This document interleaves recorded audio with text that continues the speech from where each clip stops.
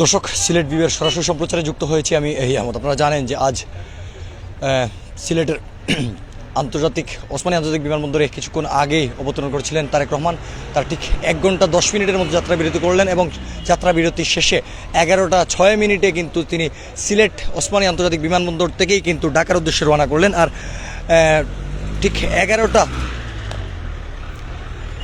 40 মিনিটের নাগাদ তিনি ঢাকা অবতরণ করবেন, যেটা আমরা জানতে পেরেছি। এবং দর্শক, আমরা আপনাদের জানিয়ে রাখতে চাই যে তারেক রহমানের আগমন উপলক্ষে সিলেটে ব্যাপক নিরাপত্তা ছিল এবং সিলেটের ওসমানী আন্তর্জাতিক বিমানবন্দরের যে আশপাশ রয়েছে বা চারপাশ রয়েছে প্রত্যেকটি জায়গায় কিন্তু বাংলাদেশ সেনাবাহিনী, বিজিবি, পুলিশ এবং র্যাব সহ সাদা পোশাকেও কিন্তু পুলিশ মোতায়েন করা হয়েছিল। পাশাপাশি বিমানবন্দরের ভেতরে কড়া নিরাপত্তা রয়েছিল। আমরা একটা বিষয় আপনাদের জানিয়ে রাখতে চাই যে এর আগে কিন্তু সকাল থেকে কঠোর নিরাপত্তা বেষ্টনীতে ঢাকা ছিল সিলেটের এই বিমানবন্দর এলাকা। তার ঠিক যে জায়গায় যাত্রী ব্যতীত কিন্তু কাউকে প্রবেশ করতে দেওয়া হয়নি।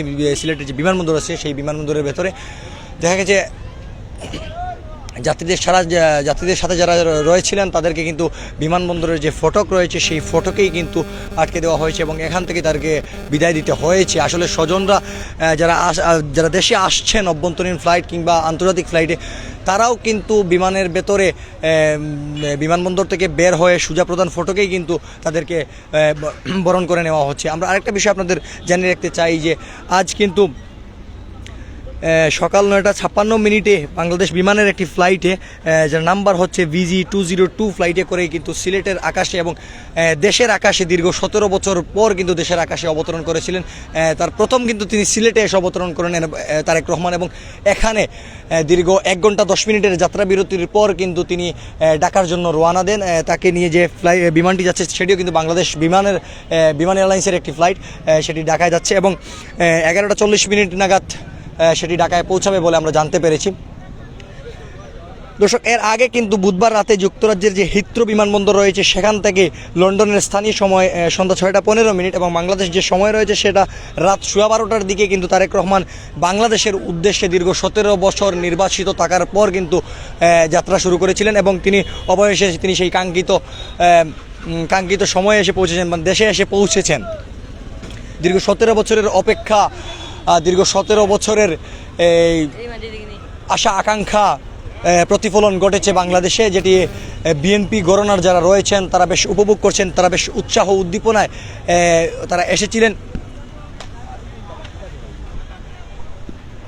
তারা বেশ উৎসাহ উদ্দীপনা নিয়ে সিলেট ওসমানী আন্তর্জাতিক বিমানবন্দরে এসেছিলেন, কিন্তু নিরাপত্তাজনিত কারণেই কিন্তু তারা কেউই বিমানবন্দরে কোনো ধরনের কোনো প্রোগ্রাম করতে দেওয়া হয়নি বা কোনো ধরনের কোনো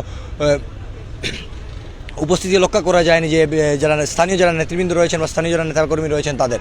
আমরা আরেকটা বিষয় আপনাদের জানিয়ে রাখতে চাই যে দীর্ঘ তারেক রহমানের যে জনসমাবেশ যেটি রয়েছে 300 ফিটে, ঢাকার 300 ফিটে, সেই জনসমাবেশকে কেন্দ্র করে কিন্তু গত 2 দিন থেকে সিলেট থেকে বিপুল সংখ্যক নেতাকর্মী যারা রয়েছেন তারা ঢাকার উদ্দেশ্যে রওনা হয়ে ঢাকায় পৌঁছেছেন এবং সর্বশেষ গতকাল রাতে যেটি হয়েছে, গতকাল সন্ধ্যার দিকে কিন্তু কদমতলী যে বাস টার্মিনাল রয়েছে সেখান থেকে প্রায় শতাধিক বাস, মাইক্রোবাস এবং কি প্রাইভেট কারে করে কিন্তু নেতাকর্মীরা ঢাকায় গেছেন এবং রাত যেটি হচ্ছে সর্বশেষ ট্রেন যেটি যায় উপবন এক্সপ্রেস, সেটিতে করেও কিন্তু প্রায় 8 বগি রিজার্ভ করে কিন্তু সিলেটের নেতাকর্মীরা ঢাকায় রওনা দিয়েছিলেন এবং তারাও আজ সকালে সুন্দরভাবে গিয়ে পৌঁছাতে পেরেছেন। আমরা আরেকটা বিষয় আপনাদের জানিয়ে রাখতে চাই যে ঢাকায় অবতরণ করার পরে কিন্তু তারেক রহমান প্রথমে ওনার মাকে এভারকেয়ার হসপিটালে ওনার মাকে দেখতে যাওয়ার কথা রয়েছে।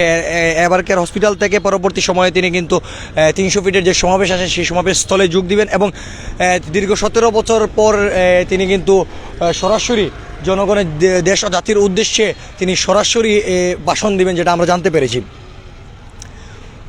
দর্শক, এদিকে তারেক রহমানের যে যাত্রা বিরতি ছিল এই যাত্রা বিরতিকে কেন্দ্র করে ভোর থেকেই কিন্তু সিলেট বিমানবন্দর যে সড়ক রয়েছে এই সড়ক সহ আশপাশ এলাকায় আইনশৃঙ্খলা বাহিনীর কঠোর নিরাপত্তা ব্যবস্থা জোরদার করা হয়েছিল। একই সাথে সন্দেহভাজন ব্যক্তি, যানবাহন এমনকি যাত্রীদের ব্যাগেজও তল্লাশি করা হয়েছিল। এটি আসলে টোটালি নিরাপত্তার স্বার্থে করা হয়েছিল এবং যেটি আমরা জানতে পেরেছি যে এখানকার পরিস্থিতি যেটি রয়েছিল খুব স্বাভাবিক রয়েছিল এবং আইনশৃঙ্খলা বাহিনী যারা রয়েছেন তাদের নিয়ন্ত্রণাধীন রয়েছিল। আরেকটি বিষয় আমরা আপনাদের জানিয়ে রাখতে চাই যে সকাল থেকে যারা গণমাধ্যম কর্মী যারা এসেছিলেন ওসমানী বিমানবন্দরে সংবাদ সংগ্রহের জন্য তাদেরকেও কিন্তু ভেতরে প্রবেশ করতে দেওয়া হয়নি, তাদেরকে প্রধান ফটকে আটকে দেওয়া হয়েছিল। মানে এখান থেকেই যেন এখান থেকেই যেন তাদের সংবাদ কাভারেজ করেন সেই নির্দেশনা দেওয়া হয়েছে। তার কারণ হচ্ছে নিরাপত্তার স্বার্থে কিন্তু এই বিষয়টি করা হয়েছিল, আমরা যেটা জানতে পেরেছি। দর্শক,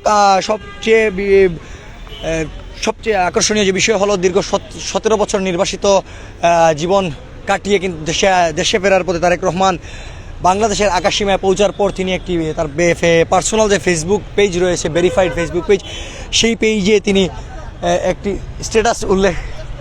স্ট্যাটাস দিয়েছিলেন। তিনি বলেছিলেন যে দীর্ঘ 6314 দিন পর বাংলাদেশের আকাশে তিনি উড়লেন এবং আসলেই দীর্ঘ 6314 দিন পর তিনি দেশে পৌঁছালেন এবং দেশে কিছুক্ষণের মধ্যেই যে কাঙ্ক্ষিত সময় ঢাকার মানুষজন, বিএনপি ঘরানার যারা রয়েছেন, ঢাকার কেন্দ্রীয় যারা রয়েছেন, তারাও তারেক রহমানকে দেখতে পারবেন সরাসরি।